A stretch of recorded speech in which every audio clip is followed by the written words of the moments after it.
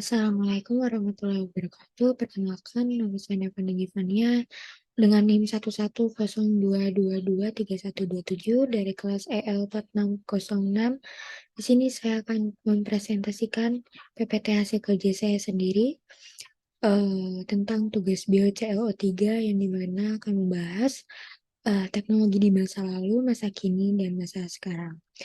Di presentasi kali ini saya akan mengambil contoh kamera, karena menurut saya kamera dari zaman ke zaman itu perubahannya sangat cepat sekali, sama seperti teknologi lainnya yang hari-hari kita pakai, yaitu ada handphone, televisi, dan lain-lain.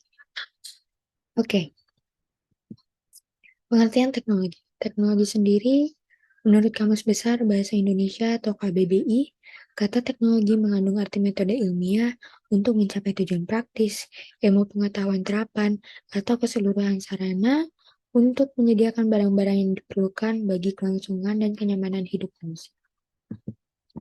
Nah, kalau pengertian dari kameranya, itu di dalam dunia fotografi, kamera merupakan suatu peranti untuk membentuk dan merekam suatu bayangan potret pada lembaran film. Nama ini didapat dari kamera pertama, yaitu obscura, bahasa Latin untuk ruang gelap yang ditemukan oleh Al-Haytham atau Al-Hazen sekitar tahun 1000 Masehi. Mekanisme awal untuk memproyeksikan tampilan di mana suatu ruangan berfungsi seperti cara kerja kamera fotografis yang modern. Tidak ada cara pada waktu itu untuk mencatat tampilan gambarnya selain secara manual mengikuti jejaknya. Nah, sejarah kameranya ini lumayan panjang. Ini saya ringkas lagi di beberapa sumber. Jadi kamera sendiri berawal dari sebuah alat serupa yang dikenal dengan kamera obscura yang pertama tadi, yang merupakan kotak kamera yang belum dilengkapi dengan film untuk menangkap gambar atau bayangan. Pada abad ke-16, Girolamo melengkapi kamera obscura dengan lensa pada bagian depan kamera obscuranya tersebut. Meski demikian, bayangan yang dihasilkan ternyata tidak tahan lama.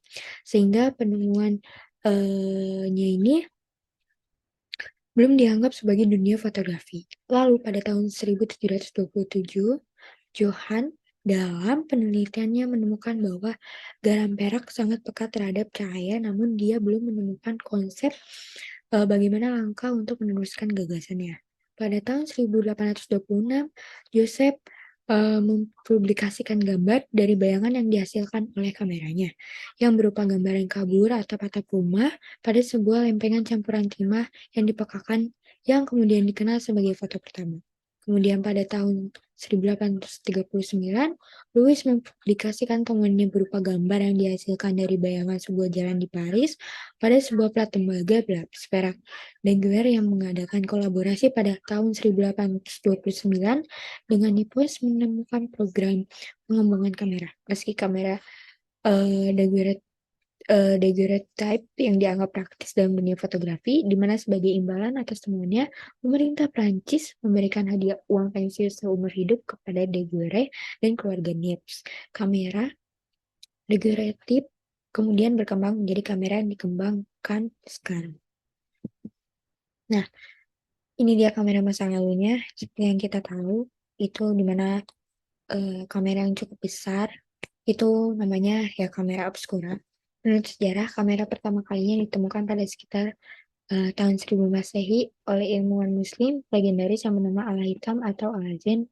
Pada zaman itu juga kamera disebut dengan nama kamera obscura yang berarti kamera gelap. Ini kameranya.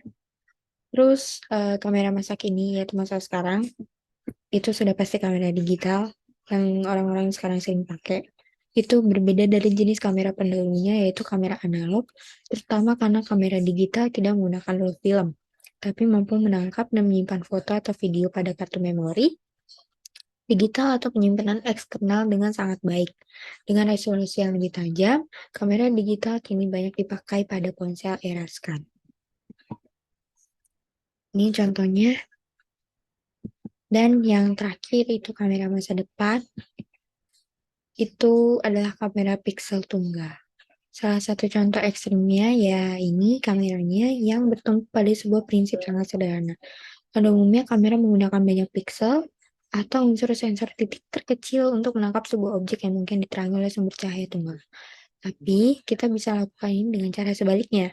Menangkap informasi dari banyak sumber cahaya dengan sebuah piksel tunggal, kamera ini bisa digunakan untuk mengambil foto, menembus kabut atau salju tebal yang berjatuhan, atau bahkan bisa meniru mata beberapa hewan dan secara otomatis meningkatkan resolusi gambar atau jumlah detail yang ditangkapnya. Tergantung pada apa yang ada pada objek tersebut. Bahkan memungkinkan menangkap gambar dari partikel-partikel cahaya yang bahkan tidak pernah berinteraksi dengan objek yang ingin kita foto. Oke, segitu aja eh, presentasi dari saya. Kurang lebihnya mohon maaf. Wassalamualaikum warahmatullahi wabarakatuh.